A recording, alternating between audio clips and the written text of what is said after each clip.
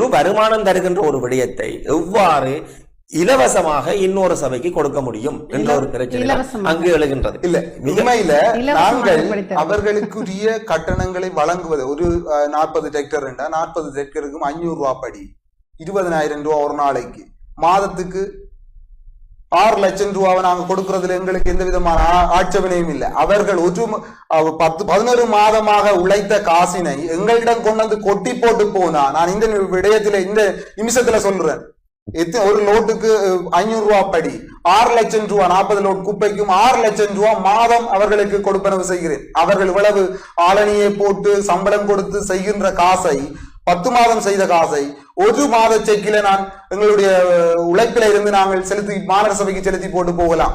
அல்லது இதை விட இன்னும் வருமானம், இன்னும் காசு கூட வேணும் என்றால் ஒரு மாதத்துக்கு அவர்கள் முழு குப்பையை தருவார்களா இருந்தால், செதின பசலை ஆக்கக்கூடிய முழு குப்பைகளையும் தருவார்களா இருந்தால், நான் ஒரு மாதத்துக்கு அவர்களுக்கு 10 லட்சம் ரூபாய் நான் அவர்களுக்கு கொடுப்பனவை 10 மாதமும் உழைத்த காசை ஒரு மாதத்திலே நான் அவர்களுக்கு கொடுப்பேன். மேலும் என்றால் அவர்களிடமிருந்து குப்பையை பெற்று தாருங்கள். இந்த ஊடகம் அதற்கு துணையாக என்றால் ஒரு மாதத்துக்கு நான் குறைந்தது 10 லட்சம் ரூபாய் அவர்களுக்கு கொடுப்பனவை நான் அடுத்த மாதத்திலிருந்து செலுத்துவேன் என்பதை இந்த இடத்துல குறிப்பிட்டேன்.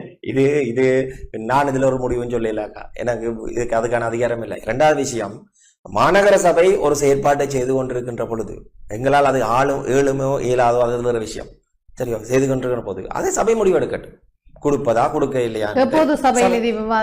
இந்த முறையை இந்த விவாதத்தை சபையில எடுக்கலாம். அது மாநகர முதல்வர் நிச்சயமாக அது மாநகர முதல்வர் எடுத்த முடிவு. அன்றைக்கு இந்த பிரச்சனை வந்த பிறகு எடுக்கப்பட்ட முடிவு. இது சபையிலே இதை பற்றி விவாதித்து ஒரு முடிவுக்கு வருவோம் என்றது.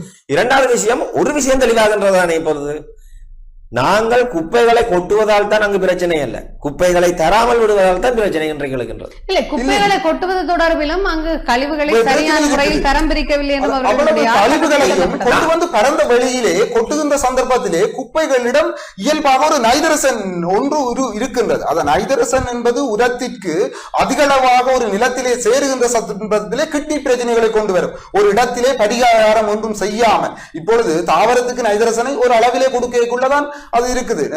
நைதரசன் இயற்கை கழிவுல 2 தொடக்கம் 3 வீதமான நைதரசன் கழிவுகள் இயற்கை கழிவுல இருக்குது. அதே யூரியாவில 45 விதமான நைதரசன் கழிவுகள் இருக்கிறது. ஆகவே ஒரு வருடத்துக்கு ஒரு மாதத்துக்கு 1200 கழிவுகள், ஒரு வருடத்துக்கு 15,000 லோட் குப்பைகள் ஒரு இடத்திலே தேங்கி இருக்கின்ற பொழுது நிலத்தடி நீருக்குள்ளே அவ்வளவு நைதரசனம் செல்கின்ற சந்தர்ப்பத்திலே பாரிய பிரச்சனை ஏற்படும். உங்களுடைய போராட்டம் குப்பைகளை மாநகர சபை உங்களுக்கு தரவில்லை என்பதா, அல்லது எங்களுடைய போராட்டம் என்பது 30 வருடமான இந்த பிரச்சனைக்குரிய தீர்வை நோக்கியது.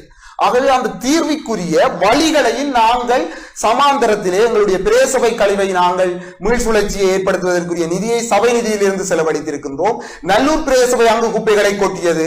அந்த நல்லூர் பிரேசபை மாநகர சபை தான் அனுமதித்து அந்த இடத்திலே கொட்டுவதற்கு அனுமதி வழங்கியது. நல்லூர் பிரேசபைக்குரிய கட்டுமானங்களை மேற்கொண்டு மீள் சுழற்சியை நாங்கள் மேற்கொண்டு கொண்டிருக்கின்றோம். இப்பொழுது மாநகர சபை அங்கு கொட்டுகின்றபடினாலே மாநகர சபைக்குரிய கட்டட இயந்திர தொகுதியை கொள்வனவு செய்து அவற்றுக்கும் உரிய பரிகாரத்தை நாங்கள் எங்களுடைய சபை நிதியிலே செயல்படுத்தியிருக்கின்றோம். மத்திய அரசோ மாநில அரசோ எங்களுக்கு நிதி தரவில்லை.